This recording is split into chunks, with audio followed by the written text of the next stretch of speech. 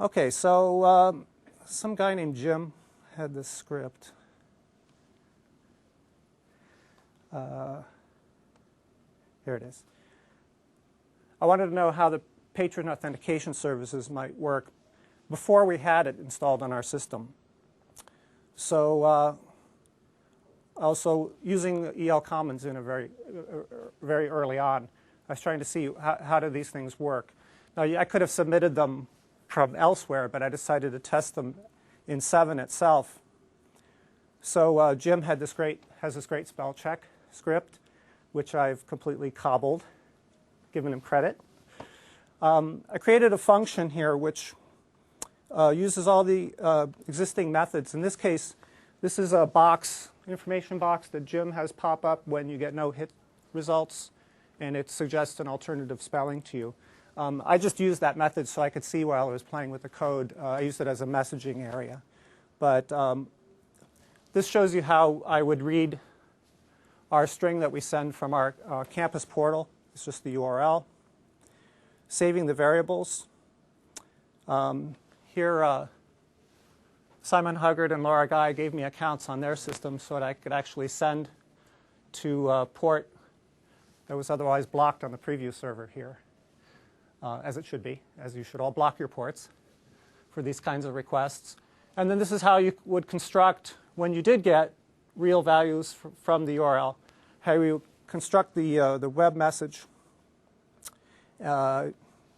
using the method here to submit it, and then a parse function, which will, for example, receive the message and assign, in this case, a group number to a session variable.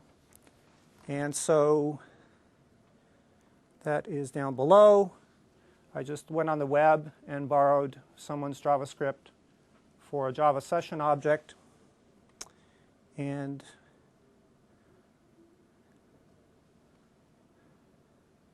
in the test submission I created, let's see.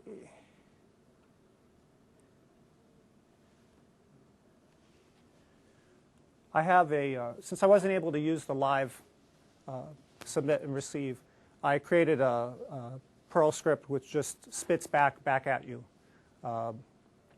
a web services authentication message in its proper form. So let's see if I can go to that skin. I'll show you what you see.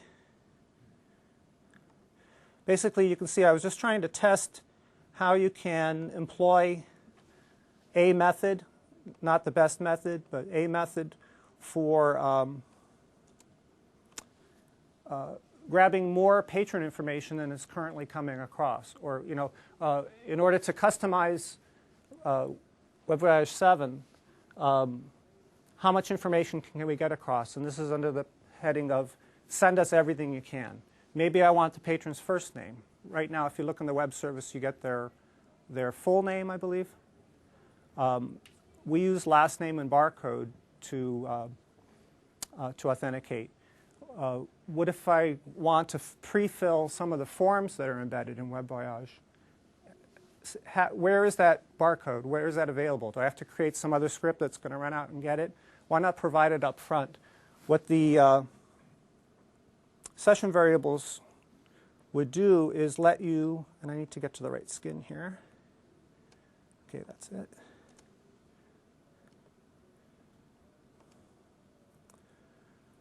There's my back at you script. And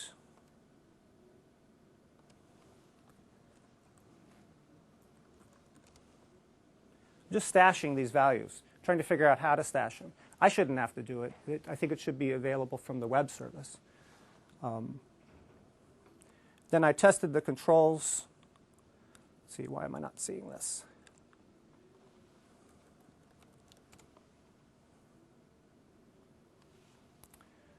Tested the controls to see I was able to get this far rather than use the JavaScript session variables to control the actual behavior of what appears here with the test statements in the transform. I couldn't get it to consistently work. I'm just not that good a programmer at it.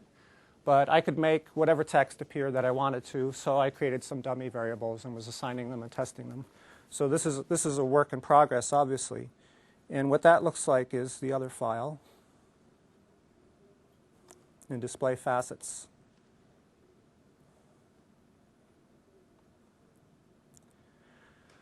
So I've got the variable names, brought the session variables over. I was able to do that.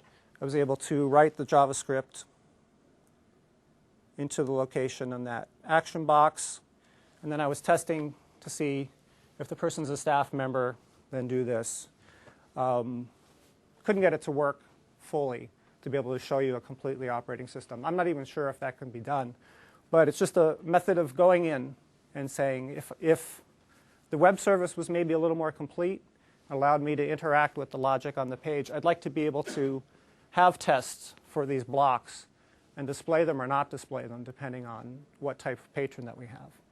Maybe that's not, again, applicable to more sites than just mine, but that's a flexibility I think that would be useful to have in the system. Sorry, I'm a little disheveled. The other idea I have in general is I will repost a message I made to the listserv in December that I've mentioned to a few people today, and that's to save ourselves a lot of time individually in building reference guides to variable names, parameter names, template names, their locations in files, where they appear in the canonical file structure. And so similar to a ER diagram for the Web Voyage Classic, to have a dictionary of these values.